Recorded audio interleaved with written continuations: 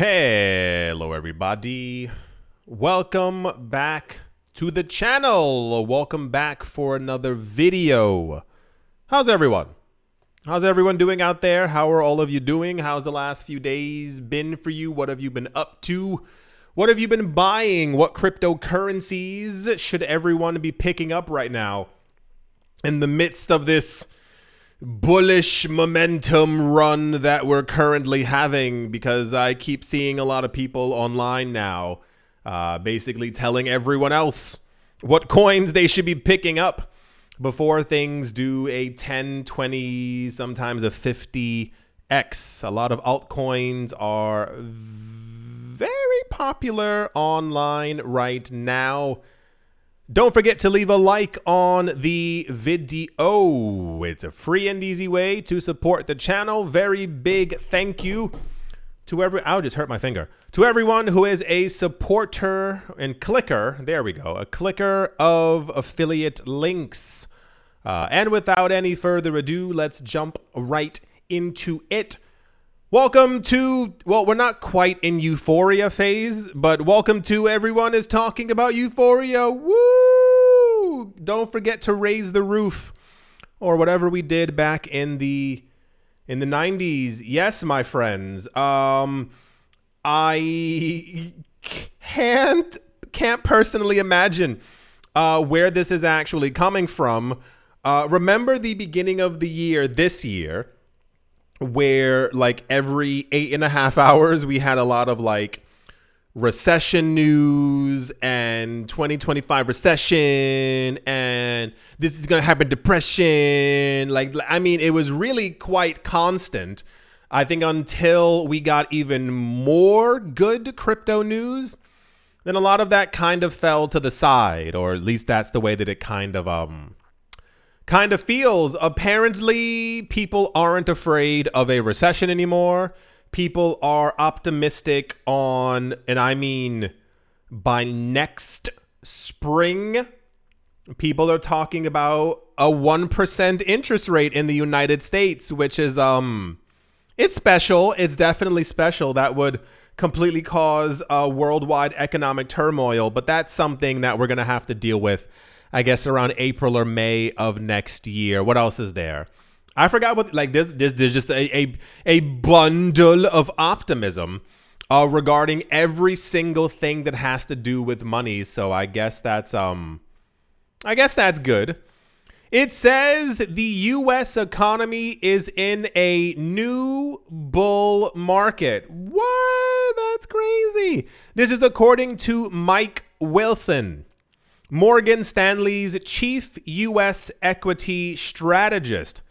Wilson said in a new interview with Bloomberg that Morgan Stanley believes the economy had been in a 3-year rolling recession that ended in April. I don't know about that, because inflation's still really high and a lot of people don't have jobs and more automation is happening. And, you know, I just don't. Okay. He said, and I quote, "Now we're in a new bull market and capital markets activity is just another sign that analysis or that conclusion or is probably correct," end quote. Wow. The Morgan Stanley executive believes that there could be volatility and drawdowns in the third quarter, but he also thinks that such corrections wouldn't invalidate the bull market thesis. Fantastic. He said, "I think to continue the bull market, you need two things.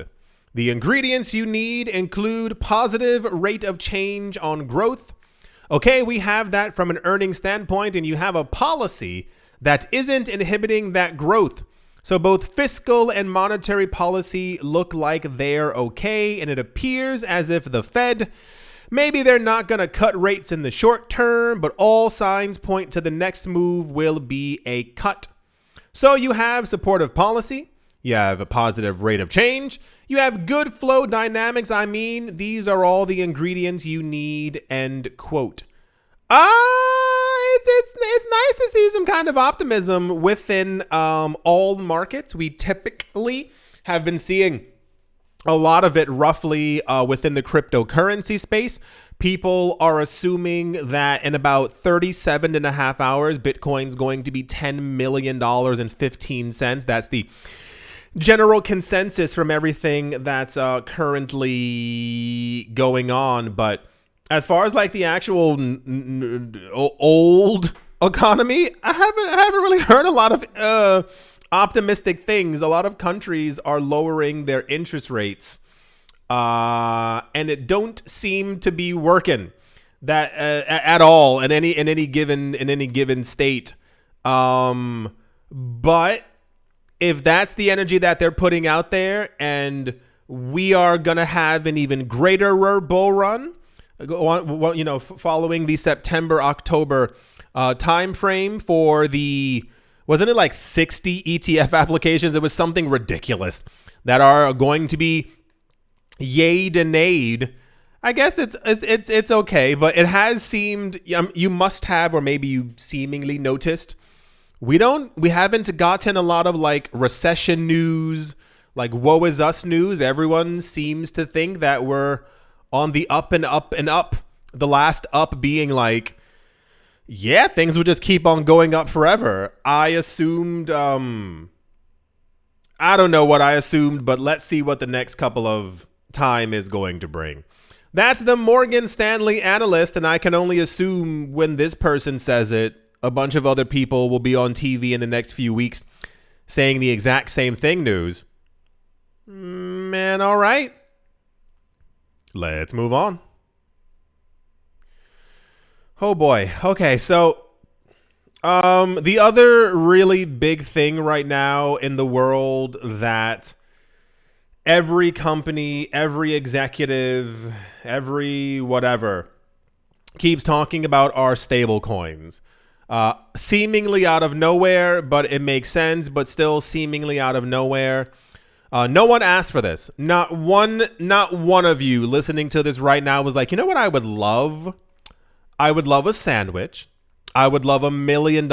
And I would love if the world's economic system transferred over exclusively to stable coins. That'd be absolutely great.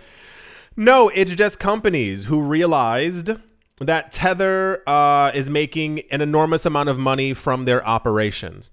They have used this delusion to tell us that the world is going to be running on stable coins when no one asked for this. A lot of companies have announced the launch of their stable coins, or they will be coming out sometime this year. If you want to use their platform and use their stable coin, you have to transfer money from your bank account into crypto onto their platform, swap it into their stable coin, and then hope that some company or organization is actually going to be accepting it in some sort of way. So I usually don't bring much stablecoin news like daily, but it happens pretty daily where we are being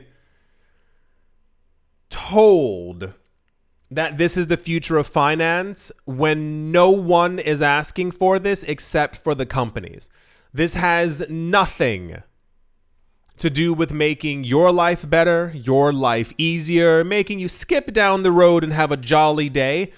No, this has to do with the companies each trying to get away from Visa and MasterCard, and they think that they can make their own new payment rail that you are going to simply sign up for.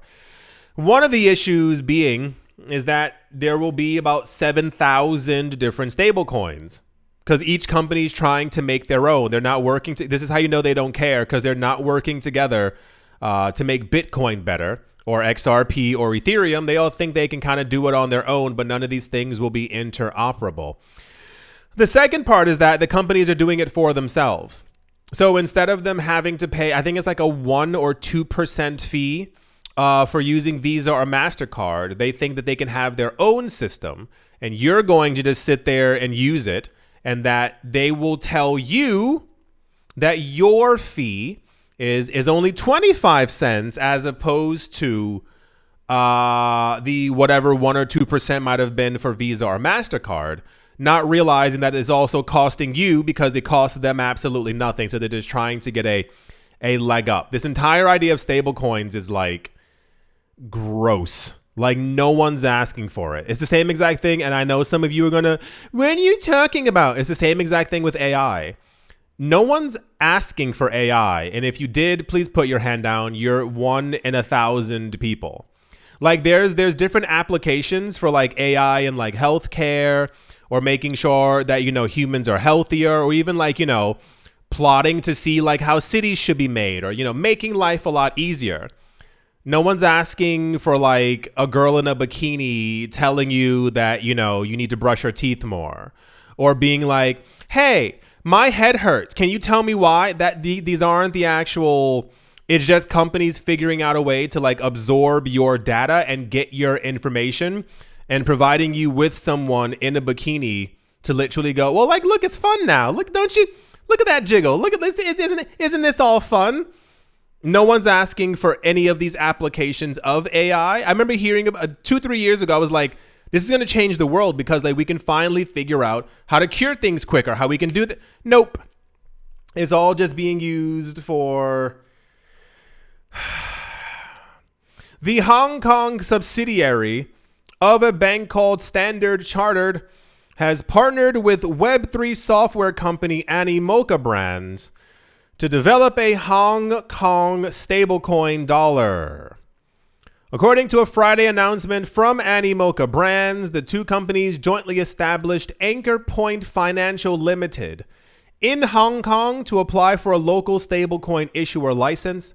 The shared subsidiary will be tasked with building a business model focused on issuing and advancing licensed stablecoins. Why would anyone need this? No one needs this. You know how like the world like functions now? You know how also, and I mean, listen, we don't need any stablecoins. But if I could, throw a little olive branch in their direction, we already have Circle Coin and Tether. Do we need every company to create a brand new stable? What would be the point of that? You know how like you go to the supermarket, you use Uber, you pay for plane tickets, like through your phone, through an app, because it's all going through the same currency?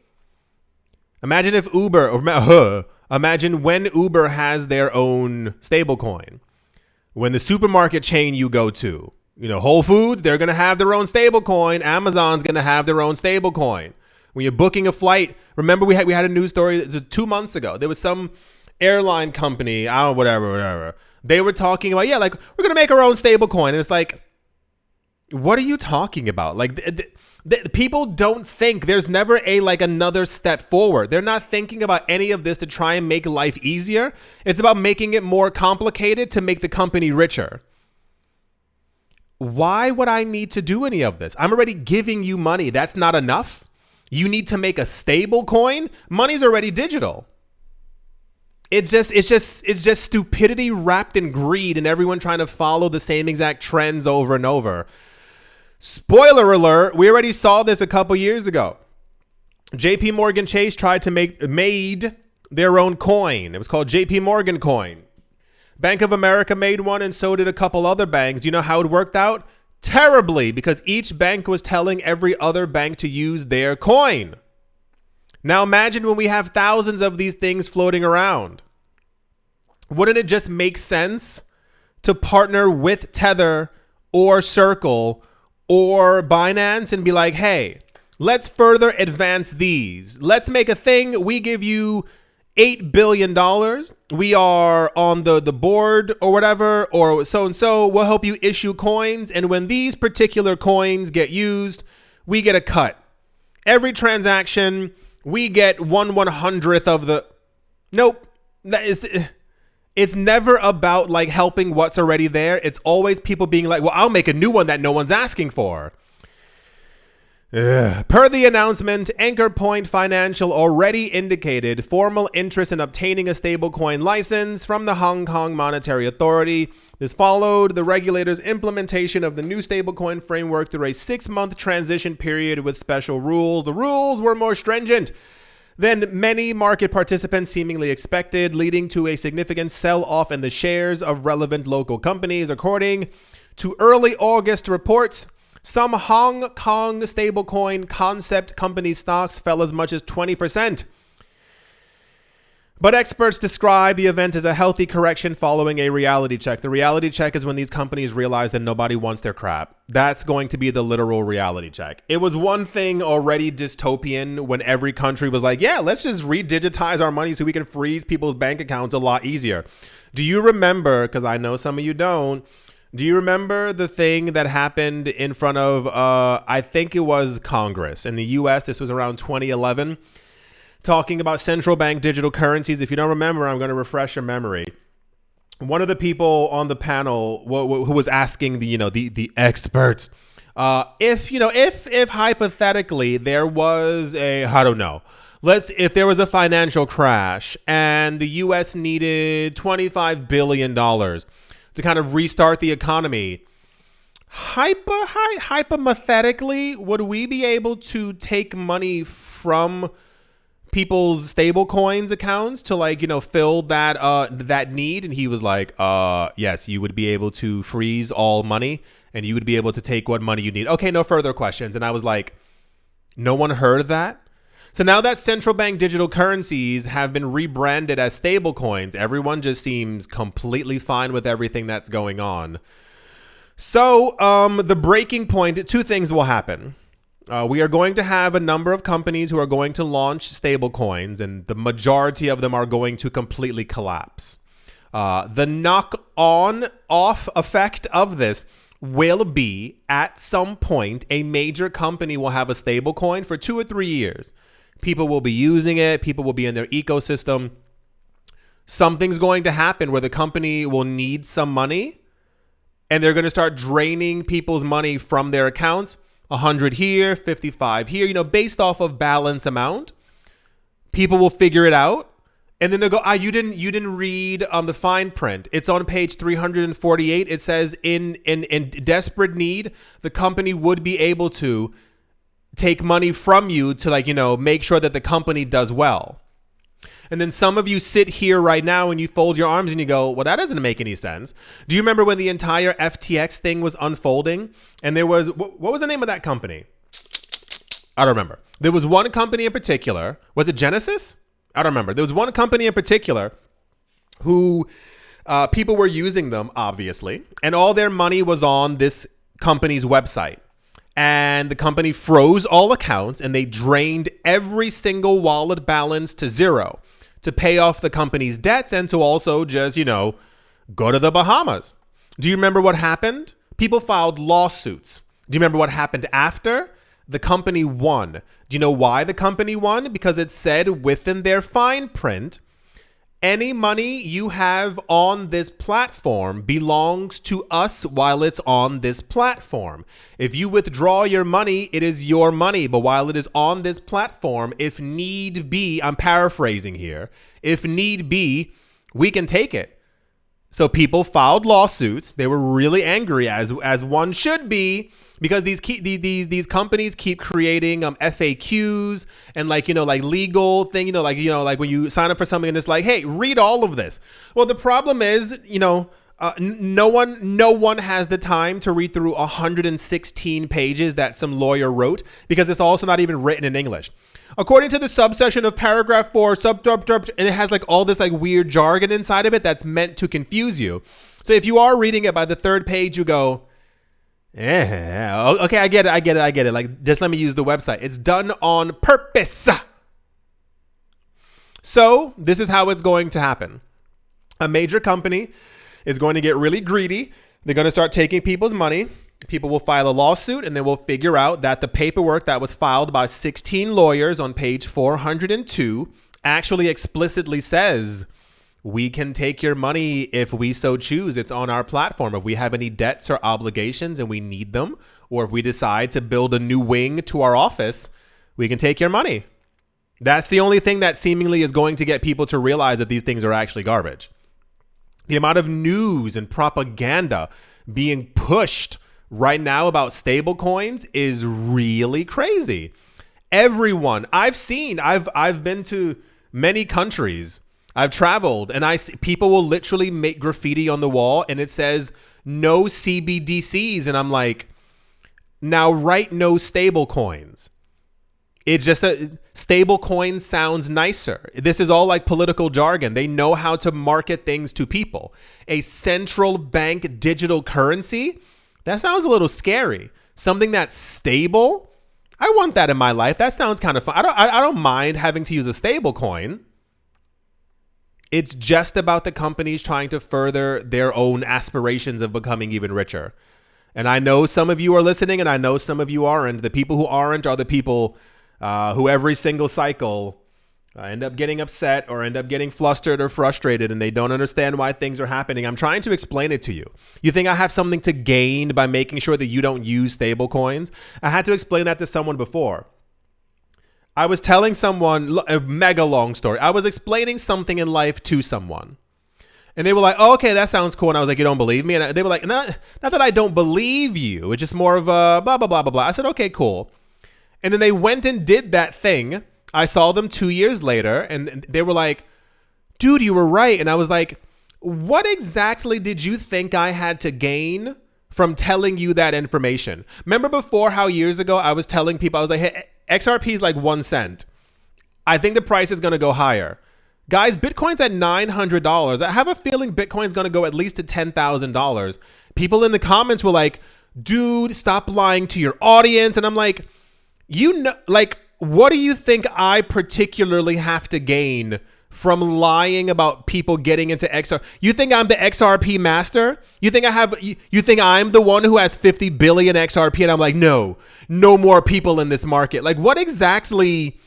I don't understand people's mindset a lot of times. They maybe you just are around so many people who lied to you and have been lied to your entire life. Someone who's genuinely trying to give you information. Maybe it seems weird to you, or no, I have nothing. I don't have a stablecoin company. I don't even own stablecoins. You gain nothing from holding these things. The company gains everything. Every single time you fall over yourself to kiss the ring of somebody who's rich or somebody who's wealthy, you keep giving them all of your money. What was that thing? There was sometime last year. Was it Elon Musk? I forget. There was some rich person who announced that they got into crypto and they posted their wallet address on Twitter. What was it, last year? And people donated over, I think, $3 million in Bitcoin to them. And I was like, this person's worth $100 million. You gave them your hard-earned money so that you can struggle more. Bitcoin goes up 6 times in price, and look at what you did. You made them 6 times richer. What are you doing?